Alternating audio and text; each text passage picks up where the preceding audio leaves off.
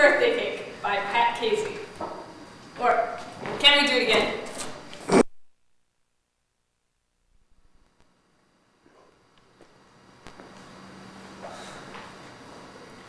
Here I have arrived. In time I grow tired of any place I stay, and I have yet to meet anyone who can hold my heart. This place is as good as any other, I suppose. It's great. Look at this place. Remember? Here? Before? Well, it's much the same, but if changed, it could only be for the better. Well, I did not recognize, that is, my memory did not categorize, this place as having being familiar, or for that matter, good. Now, it could be good, I suppose, but in a moment it can become all too familiar and therefore not as good as I think it could be. Well, let's make it better. You shall make it better for you, and I will do the same for myself. When you have changed, this place will be different. But how could we force such a change? Happens all the time. Though you don't so much force it, it happens anyway. I don't think I'm much like that. It doesn't matter. There's no need to be rude. Not rude, just am. Rude? Just matter. What? Doesn't matter. Have you noticed? What? The change! But nothing has happened. Now how could that be? Do you mean to imply that you have changed and I have not? Could be. That's nonsense. If you say so. Nothing has changed. Yes, I suppose it has as well. Say perhaps I've begun to dislike your company. I think it's for the better. Come now, what's been happening? Nothing. Nothing has changed. So it has. How has nothing changed? For the better, don't you think? I'll have to make a note of it. Make a note of what? For whom? Everyone has the right to perception. Assuming it's within certain parameters. And they have some idea of what their perception is. No one is forcing any code of definition. Diffraction. Derision. Distraction. What are these parameters of which you spoke? Well, one can't go around committing crimes against their fellow and be thinking that this is all right. Now, criminal activity is clearly outside the acceptable parameters. And what exactly is considered criminal activity in this area? I was merely making an example. Criminal? I have no idea. Certainly not. Where shall we inquire into the laws of this area? Perhaps there are none. Impossible. Why? Why not? This is madness. Now, I know there are laws and rules, and there's bound to be some costs involved. Now, everywhere I've ever been, there have been laws, at least some of which I disagree with most every time. Now surely you see how things have changed. So there, I suppose, is another one of the rules. Now, one I haven't fully come to terms with, obviously. Yes, there has been change. This man has come and caused some great confusion. He's come with a notepad and questions. By the way, where did you come from? What was it like in that place? Perhaps I should be happier there. We're all pulling for you. I'm not prepared to answer your question. And yet you ask things of us? What weariness is this? For so weary we do grow. I don't have enough information yet. It says here in my notes that one can never learn too much. Where did you get those notes? These notes I've always had. As I've added to them, time has passed and changes have come. And the time of crime arriving. I've never kept such notes. Not a rule for you, I suppose. It could help my memory. It could be the change I've been waiting for. Maybe. Faking. If this should be our end. I'd be lost without my notes. Could I borrow a page? Do you have any extra pencils? What could you give me in exchange? Indeed, surprised I should be. But do you know anything about note-taking? What's to know? We all have our own style, do we not? I only thought... No matter. Could I borrow from you? I don't have much to give. If you give me a page and something with which to write, I will tear the page in half and write a poem for you which you can keep. For how long? What will it be about? Forever. Forever.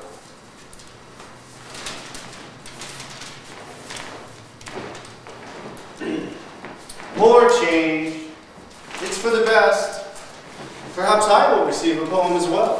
Who will write it? I will.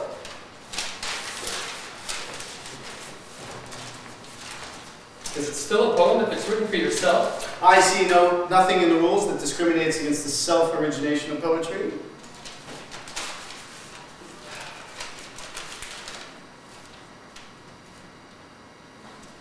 Is it done? What have you written? Did you make your notes before completing my poem? Yes, it's done. As is my note-taking for now. Well, When shall I receive it? Will you read it aloud for me before handing over the copy? Remember, you have entrusted this poem to me for all time. Yes, yes.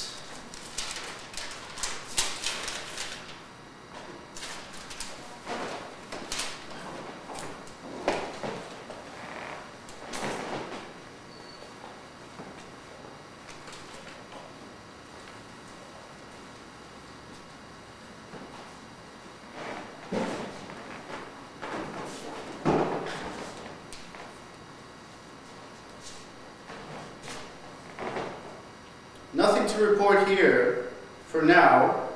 I wonder what will come next.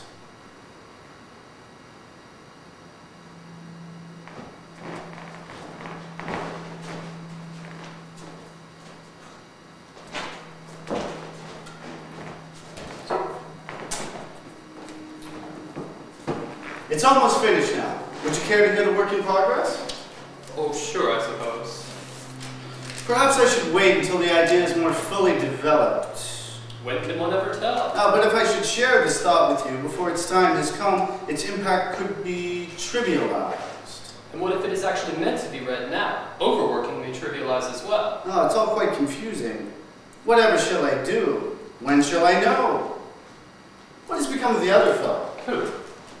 The chap who was with us before some of the changes. He's changed, I suppose. He's in a different location in any event. Hopefully a change that has done him well. Did he leave you any sort of note as to where he was going? No. Read your poem to me. Complete or not, I feel I am ready.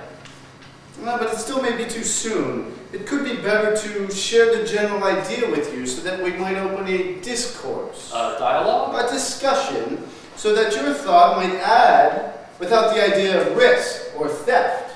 Thought crime? Plagiarism. Now you sound like I remember the other sounding. What has become of him anyway? He's changed.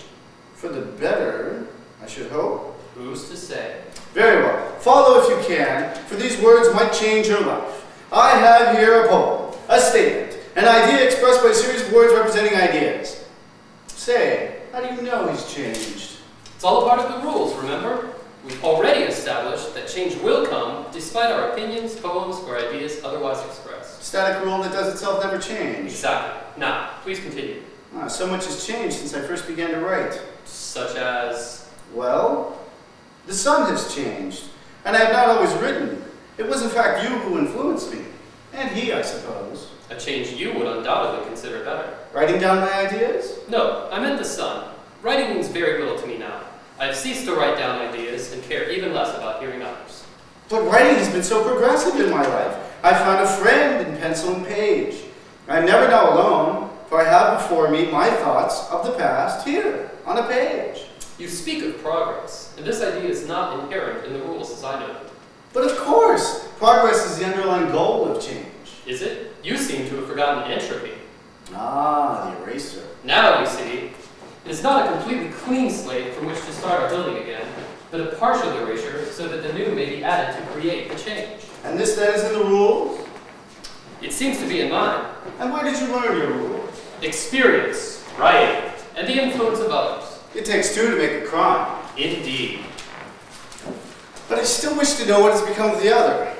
Perhaps he has been erased. What? What has given you this idea? What is to prevent this erasure from occurring to us? It was merely a thought, a tiny poem that is not so pleasant and only logical when one considers the rules that we have already come to understand. And were we to be erased, would this be considered progress or entropy? And should we return, through our recorded poetry or through some unforeseen rule, what then would we call this? So many questions. From where do they all come? Questions are for me in the rules. But I can now see that my poem is certainly not done. I need more time. But what if you are erased before you have finished the piece? Piece? Poem. Writing. Poem? Your own set of rules. Yes, what then? Now let's get this straight. What you call a piece, I call a poem, you call my own set of rules. For here and now at least. And yours is decidedly unfinished. Yes. I wonder if he's happy there. He always said he would grow tired of any place to which he had arrived. That was not all he could say. I remember him being rather needy, asking for things without clean exchange. some sort of social entropy. You claim he always spoke of a dissatisfaction of local arrival. Well, perhaps he only said it once, but I think that statement made an impression on me.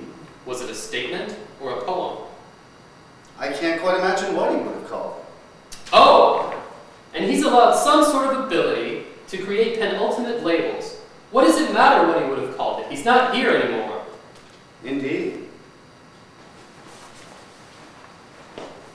He's gone to someplace better. Though probably not for long. He never could stay happy. But changes kept him strong. So, you killed him. Yeah.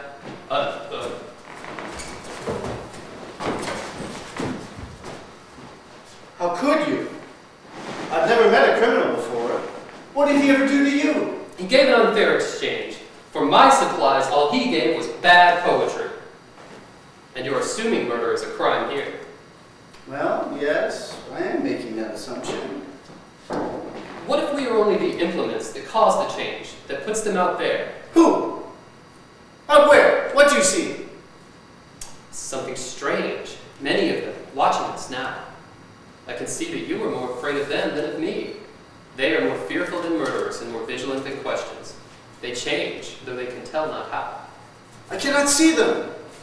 Who? How did they get there? This, then, is one of the more unpleasant changes. Unpleasant change indeed seems strange. He's back! He's returned! He's changed! How? Where is he? I have changed. Make a note. Make poetry. I have changed. So, what are you now? Are you with them? Are you one of them? I remember them from the notes. I didn't realize I'd be putting you there. When you killed him, where did you leave the body? Can't remember. I have been erased. Well, how is it? Better? Are you growing tired of it yet? No. Actually, I was getting a kick out of watching you two. How long have you been spying on us? This is an outrage. Is it criminal? Indeed, quite possibly criminal. But perhaps the rules allow one to spy upon their eraser once they've been erased. I don't recall any such rule in all of the experience I've acquired. Oh, I wish I still had my notes. Ah, but you said note-taking was no longer important to you. Are you still there? Yes. Oh. What have you found? I have found the one who can carry my heart.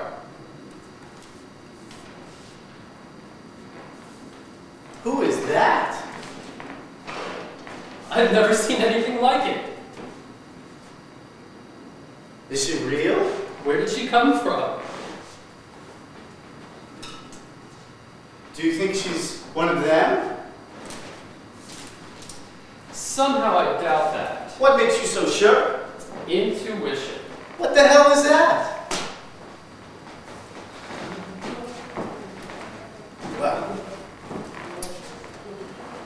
Well, now seems as good a time as any. From the winds that made me, I dash myself over the entirety of this place. Change brightens it for me.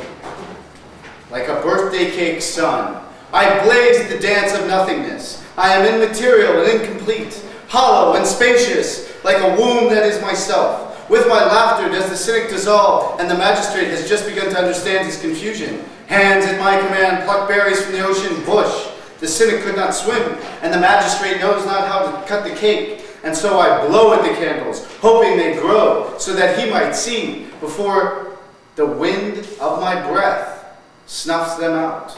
Well, what do you think so far? Oh, and now I must add the watchers, the ghosts.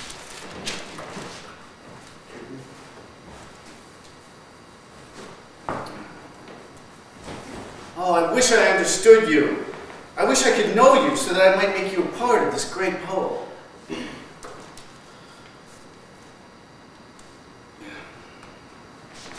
You watch me from your silence, staring through icy space, trying to fence the wind with your strange mountains. But for naught! You cannot see me, for I am nothing. You cannot kill the birthday sun, so you try to kill me instead. You cannot record your own plight, and so you seek to erase me with your stares.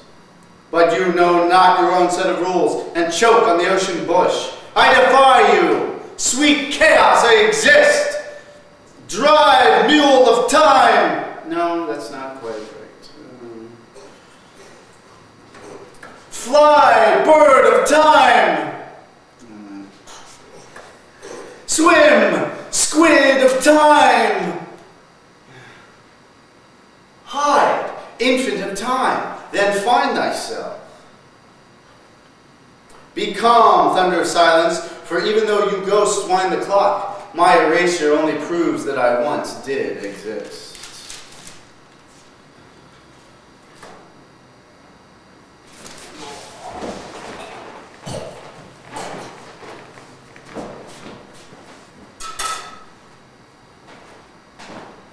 Jonah, what has she done?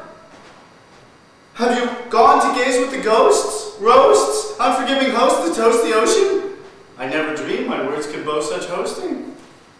And why do you think it is your words that grew such potency? He has returned. Again, I remember that he is watching. Forgive me for writing the poem. It can easily be erased. I did not know the woman would do this. But now, I cradle the memory of what has been done. And yet you are so convinced that this is your doing. Who else then? Oh, where did she come from and where has she gone? How could I avoid such a fate? Don't be afraid, Manitou. She was not sent from the heart of vengeance to hide and seek of you. But how can one so disembodied be so certain? Unless... Yes, Manitou. I wrote her from this place I now am. Continue with your own work and concern yourself not with the horrors of the past. May they haunt unto themselves. But wait! I must know! How blows the wind of ghosts? How much longer do I have here under the birthday cake? Can you answer these poems from where you are? I will forget, and there will be nothing to you which I will be able to explain. I will go weary, and you will seek to refresh me, though never letting on that I was miserable. Enough of these questions and corners. I will start a new poem and undo all of this strangeness. I will get it right, although the rules say it cannot be wrong. Have you written these rules? Have you ruled over this place all along, you sunlit ghost?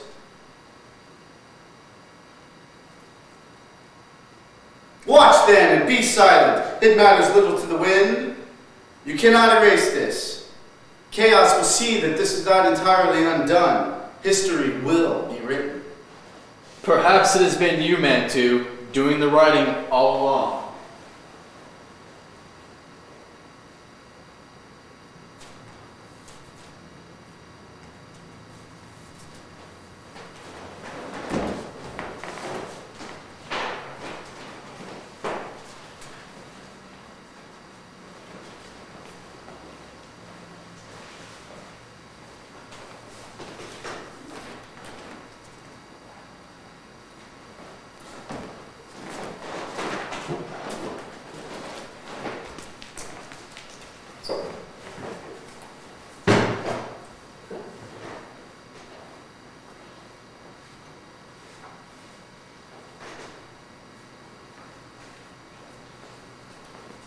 Here I have arrived.